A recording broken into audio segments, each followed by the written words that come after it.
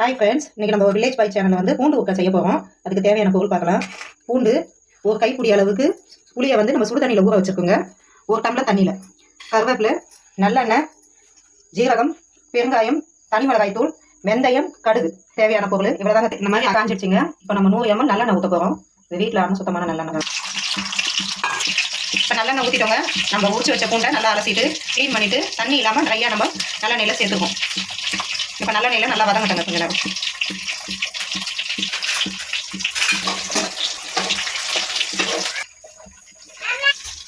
இன்னொரு பக்கம் அடுப்பத்தை வச்சு நம்ம பொடி ரெடி பண்ணுறதுக்கு நம்ம வானல் வச்சுப்போம்.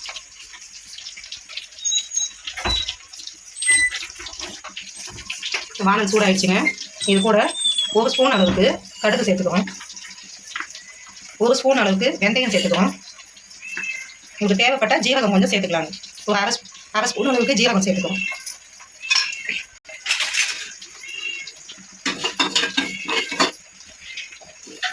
லோ ஃப்ளேம்லேயே வச்சு இந்த வார்த்தை எடுத்துக்குவாங்க. வெந்தயத்தோட கலர் மாறுற வரைக்கும் வார்த்தை எடுக்கணும். நம்ம இப்போ நல்லெண்ணெயில் பூண்டு நல்லா வதங்குதுங்க. நல்லா வதங்கட்டும். பூண்டோட கலர் கொஞ்சம் சேஞ்ச் ஆகிற அளவுக்கு நம்ம வதக்கி எடுத்துக்கணும்.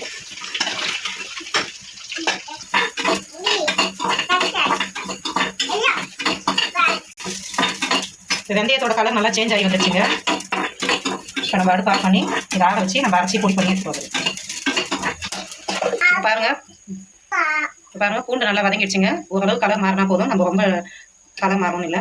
இப்போ அடுப்பு ஆஃப் பண்ணிவிட்டு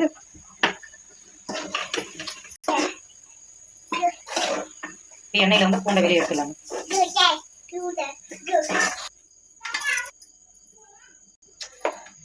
பூண்டை நல்லா ஆற வச்சுடுங்க. இப்போ பாதி அளவு பூண்டை மட்டும் நம்ம மிக்ஸி ஜாரில் நல்லா விழுதாக அரைச்சி எடுத்துடுவோம்.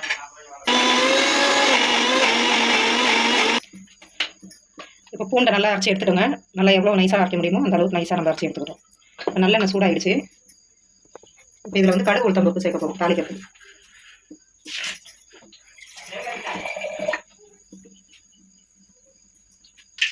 கடுகு உளுத்தம் பருப்பு நல்லா பொரிச்சிச்சுங்க. இப்போ நம்ம கருவேப்பிலை கொஞ்சமாக சேர்த்துக்கலாம்.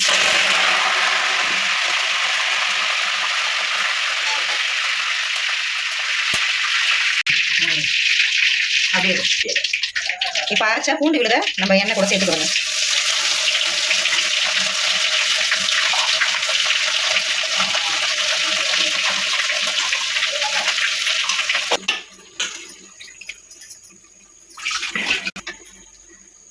இப்போ இது கூட நம்ம தனி மிளகாய் தூள் சேர்த்துக்க போகிறோங்க.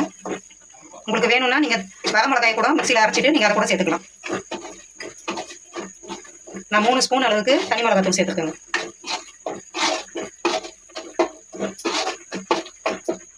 இப்போ புளி தண்ணி நம்ம ஊற்றிக்கலாங்க. நம்ம ஊறுகாய் கெட்டு போகாத இருக்கிறதுக்காக தான் புளி தண்ணி நம்ம சேர்த்துக்கிறோம். நல்லா தண்ணியாக கரைச்சி வடி இப்போ நல்லா கலந்து விட்டுக்கலாங்க. இப்போ நம்ம முழுசாக வச்சுருக்க எண்ணெயில் வதக்கின பூண்டை இது கூட சேர்த்துக்க போகிறோம். இது கூட கொஞ்சமாக பெருங்காயத்தூள் சேர்த்துக்க போகிறோம்.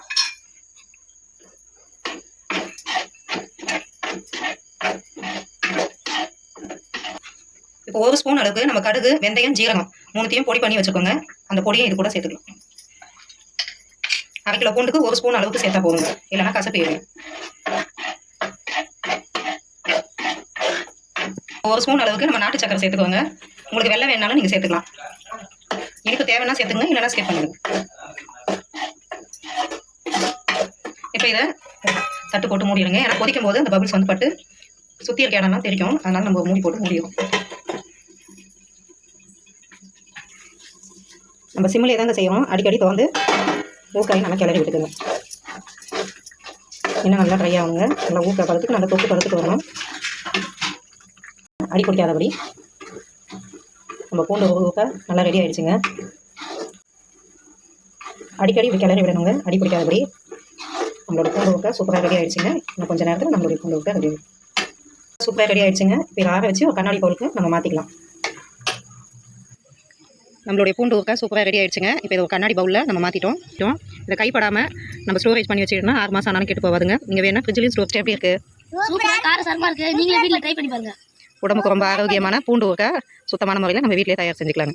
எங்களோட வில்லேஜ் பாய் சேனல் உங்களுக்கு பிடிச்சிருந்துச்சுன்னா லைக் பண்ணுங்கள், ஷேர் பண்ணுங்கள், மறக்காமல் சப்ஸ்கிரைப் பண்ணுங்கள். போன வீடியோ பார்த்த எல்லாருக்கும் ரொம்ப நன்றிங்க.